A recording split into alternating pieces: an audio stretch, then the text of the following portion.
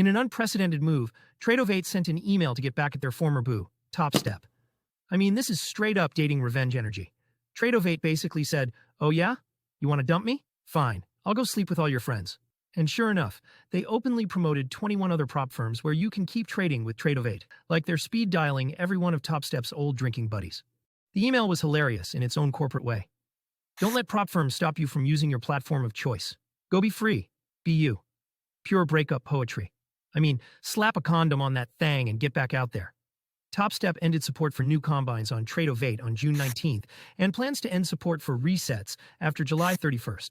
But on July 7th, they're going all in on Topstep X, which they claim is the only platform truly built to support their mission, with better pass rates, bigger payouts, and fewer tech issues.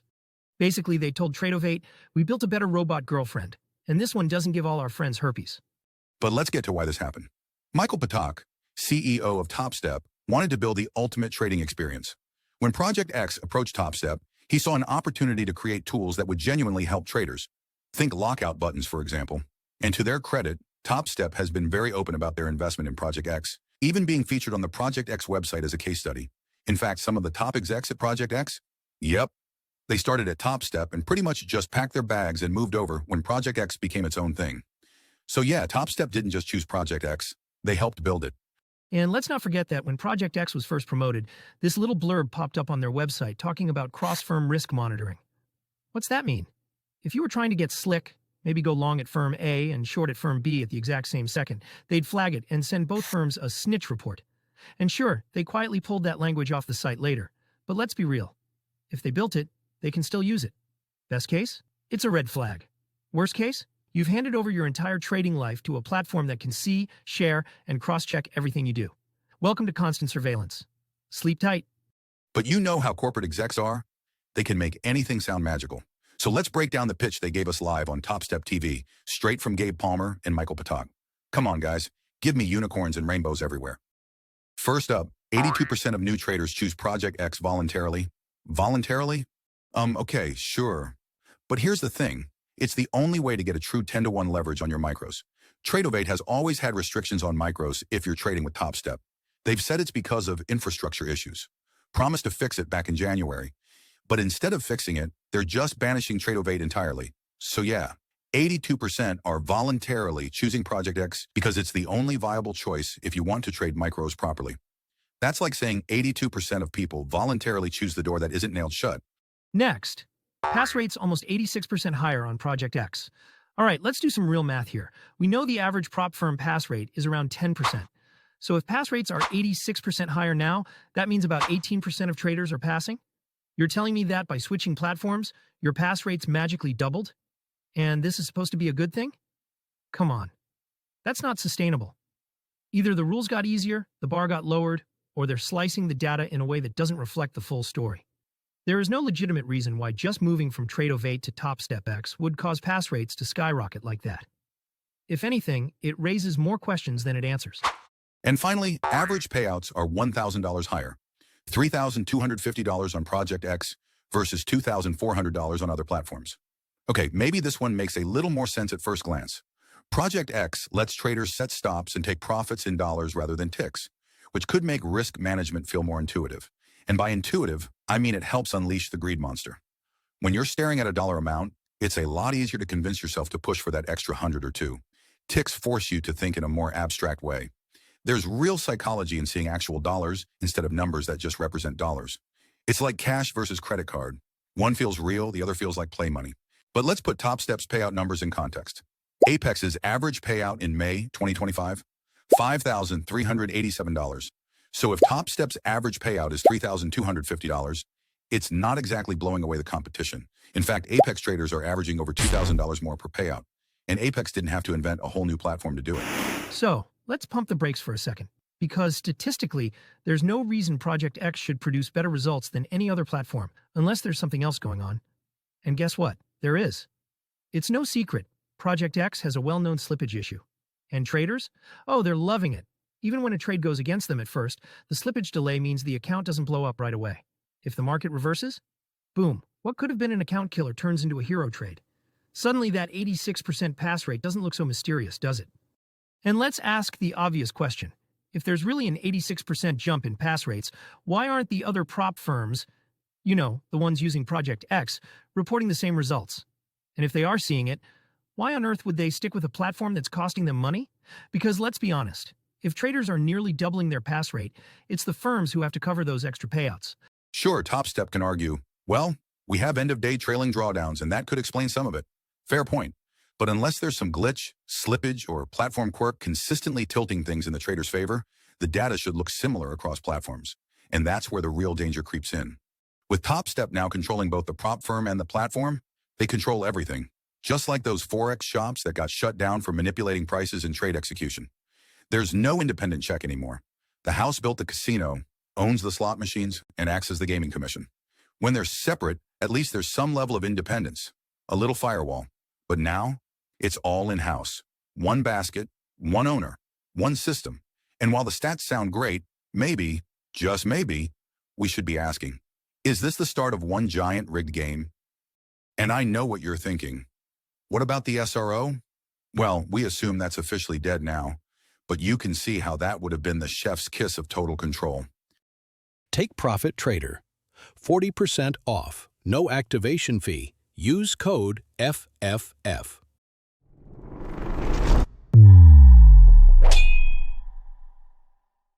Quick note up top.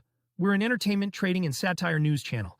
If it moves the market or makes us laugh, we cover it. And politics moves markets. Interest rates, regulation, taxes, it's all political. Today's story isn't about partisan brawls or campaign trail chaos. It's about an app and stocks. Yes, politicians are involved. No, this isn't a fan letter or hit piece. It's a market story with congressional side characters. So here's the ask. Break from your tribe for 5 minutes. Don't rush to defend your side or roast the other. Don't assume this is a smear campaign or a hype train. Just take in the story. It's not red or blue, it's green. Forget charts, forget news. In 2025, the edge is congressional timing, and there's an app for that. Autopilot doesn't scan order blocks. It enters the position like it got the classified text by mistake and didn't ask questions. Chris Josephs, co-founder of Autopilot, saw members of Congress consistently making well-timed trades and thought, hey, instead of fixing corruption, what if we just copied it? Genius. A June 23rd article in The Times reports Josephs built Autopilot, an app that connects directly to your brokerage account and mirrors the stock moves of political power players to spotlight the hypocrisy of lawmakers making market-moving trades. Its most popular strategy? The Pelosi Tracker. Yes, that's a real thing. It follows the trades of Paul Pelosi, husband of former House Speaker Nancy Pelosi. And when he moves, so do over 100,000 retail investors, managing a collective $400 million. Automatically. It's like shadowing a hedge fund, except the portfolio manager also attends state dinners. In 2024, that portfolio returned 54%. That's more than double the S&P 500, or as the SEC calls it, not illegal, technically. At this point, Paul Pelosi isn't just trading. He's running the nation's most elite shadow ETF, ticker symbol, WIFE. And now let's talk timing, because apparently this guy's trading strategy is less technical analysis, more trading like the plot summary leaked. It's almost as if, and hear me out, being married to someone with classified briefings might help you trade better. But no worries. Nancy's spokesperson assures us she owns no stocks and had no knowledge of her husband's trades. Right. Every marriage has its secrets. Some people hide their Target shopping bags in the closet. Others hide a trade that beat the market by 30%. Because nothing says commitment like plausible deniability. And with trades that somehow anticipate government action, you might think this would spark an ethics investigation. Nope. According to the SEC, it's all perfectly legal, as long as it's disclosed within 45 days. A $500,000 trade reported a month and a half later? Totally above board. And it's not just the Pelosis. With Autopilot, users can copy a broad mix of political traders. The app also offers access to group strategies like portfolios of Trump donors and the Nancy ETF, which mirrors trades made by Democratic members of Congress and their families. It's bipartisan, it's diversified, and it's entirely legal, if a little ethically flexible. Meanwhile, a 2023 University of Maryland poll showed 86% of Americans, including both parties, support banning Congress from trading individual stocks. That's the kind of unity we haven't seen since literally never. So, of course, Congress has done nothing. Because if there's one bipartisan principle left, it's buy low, legislate later. And now, let's talk about what might be the most on-the-nose acronym in congressional history. The PELOSI Act, short for Preventing Elected Leaders from Owning Securities and Investments. Great name, mild results. Senator Josh Hawley reintroduced it this April, hoping to ban members of Congress and their spouses from trading individual stocks. Catchy idea, kind of like naming a bill to regulate strip clubs the Naked Act. Looks good in headlines. Probably won't fix anything. Because let's be real, Congress banning itself from making money is like asking a raccoon to lock the trash can. If democracy is an ocean of influence and lawmakers are the whales, then you just became a very clever remora. And remember, in America, the House always wins, especially if it's the House of Representatives. Bulinox is dropping Jaws 91% off with code FFF. Legends, still legendary. Take 70% off. All right, welcome to Act 1 of Topstep versus Patrick Wieland, where futures traders become gladiators of the courtroom. Quick disclaimer before we dive in, I'm not a lawyer. You're literally watching a cartoon character break down a lawsuit between a trading firm and a YouTuber. So if you try to use this as legal advice, don't come crying to me when the judge holds you in contempt. My real goal today is simple: to frame this lawsuit the right way, show you there's a valid case to be made on both sides, and get you thinking long and hard about the parts of this case that just don't seem to add up. And before we go any farther, huge shout out to JMU for dropping all the legal docs on his X channel and making sure the community stays informed. If you're in the futures or prop space, this is the kind of transparency we need. Do yourself a favor and give him a follow on X. Also, check out the work he's putting in at pickapropfirm.com. It's top tier. So let's set the stage. March 29th, 2024. Topstep cuts a check to Patrick Wieland for $284,171.16. That's right, nearly $300,000. And here's something to tuck away in the cobweb factory for later. Why would Topstep pay him that kind of hush money? I'm not saying I know the answer, but seriously, when's the last time you got paid that much for silence and a signature? So Patrick signs the confidential settlement and release agreement. Ironclad, shrink-wrapped legal armor meant to let Topstep sleep at night without waking up to hashtag #TopstepScam trending on Twitter. This wasn't some back-of-the-napkin handshake. It was a carefully negotiated, lawyer-approved contract that protected both sides. Patrick had his legal team, Topstep had theirs, and after what Topstep calls protracted arm's-length negotiations, they sealed the deal. It didn't just muzzle Patrick. It barred Michael Patak, as long as he stayed at Topstep, from trashing Patrick, too. Both sides agreed. No more leaks, no more public jabs, no more drama, just peace. Signed and delivered for nearly $300,000. Now, the deal had two main promises. First, confidentiality, a promise to keep specified information private and not disclose it to anyone not authorized to know it. Patrick agreed to keep Topstep's inner workings under wraps. No leaks, no spilling the tea about commissions, pricing, secret programs, or anything Topstep labeled as confidential information. In other words, don't turn Topstep's business into YouTube content. But according to Topstep, that's exactly what he did. They claim he went public with details about their affiliate revenues, accused Project X of sharing trader data across firms, and even talked about Topstep TV supposedly losing $400,000 while trading on YouTube.